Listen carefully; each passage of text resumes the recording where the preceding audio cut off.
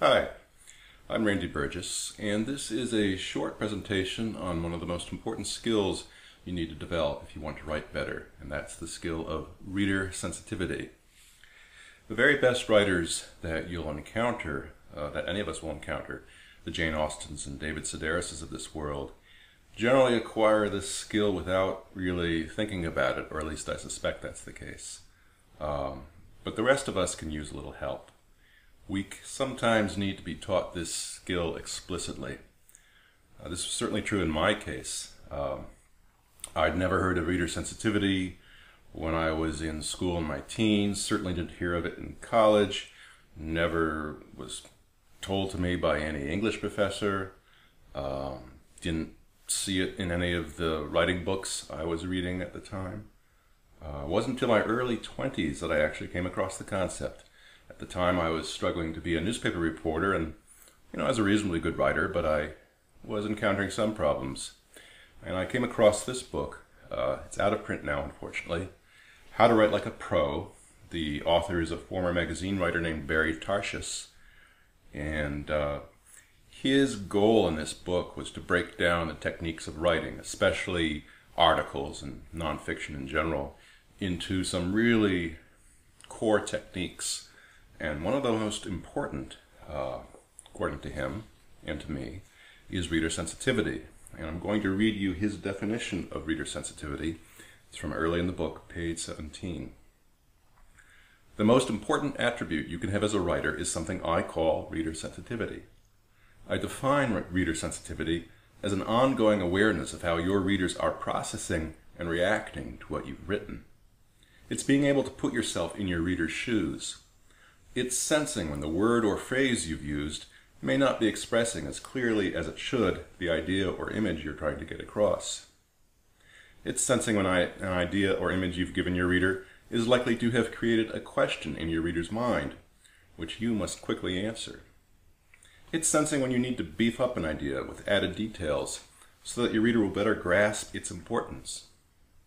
And it's being able to sense when your reader may be getting bored or possibly angry, and knowing what to do to eliminate the boredom or diffuse the anger.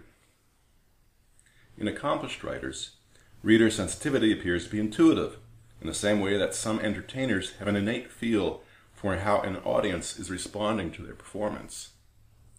But in the event this awareness is not an intuitive part of what you, as a writer, bring to writing, you are operating under an all but fatal handicap, and you will remain handicapped until you sensitize yourself to the likely response of your readers. Now, as Tarshis has defined it here, reader sensitivity is a skill you apply when you're drafting and revising. You're in the act of writing one way or another. You write a sentence or a paragraph, you read it over either then or later, and your reader sensitivity tells you whether you need to make an adjustment of some sort. As he says, add details or present the information in a different order, whatever it might be. I do this constantly as a writer. I believe all good writers do, even as I say if some of them who are fairly talented aren't really aware of it. Now you take a moment to think for yourself. When you are writing, are you thinking about expressing yourself and that's it? Or are you also thinking about your reader? And I say your reader, not a specific person, but a reader, your ideal reader, yourself as the reader. Are you imagining how this reader will react to the words you've actually put there on the page? Not to what you want to say, but to what you've actually said. Now, if the answer is yes, congratulations, you're practicing reader sensitivity. But if you're not sure, or maybe the answer is no, let's keep going and explore this a bit more. Tarshis confesses in his book that he does a great job of presenting this concept and explaining why it's important, but he confesses that he's not 100% sure how you develop reader sensitivity other than simply becoming aware that it's necessary. Now for me, the awareness was a huge first step. It made a big difference when I was a reporter. I was very quickly able to write much better simply by thinking, okay, how would a reader interpret these words? But I think we can go further than that. If reader sensitivity is a skill, there ought to be a way to practice it. I mean, you practice skills, right? And I think there is a way, and this is where I extend Tarsh's definition of reader sensitivity a little bit further. The way I teach it, I like to think of reader sensitivity as the little voice in your head that gives you feedback. Now, that voice can be present when you're writing, but I think it's also present all the time when we're reading pretty much anything by anybody. It's just that normally we're not really that aware of it. It's a subliminal kind of a voice.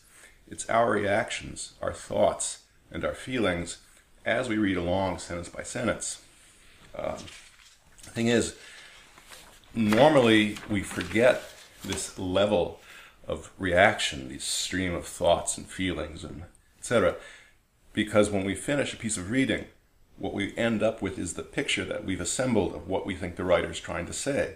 That's the whole point of reading, is to not concentrate just on the words or the sentences, but on what they're trying to say, the big picture.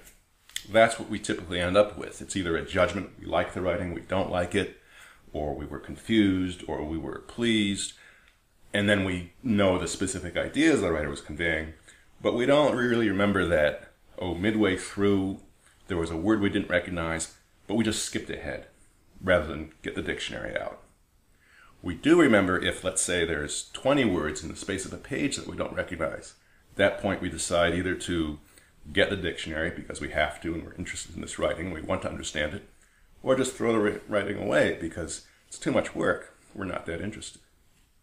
So sometimes if the good or the bad is severe enough, we'll remember it later. But usually we just remember that overall picture.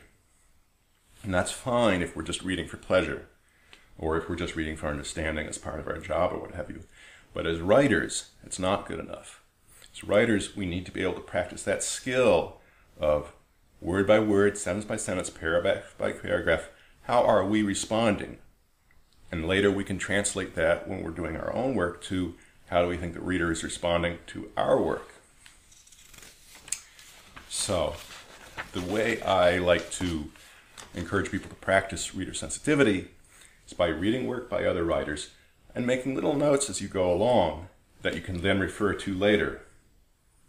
And remember, oh yeah, that word bothered me. Or, oh, these sentences seemed out of order. Or, oh, I really liked this metaphor.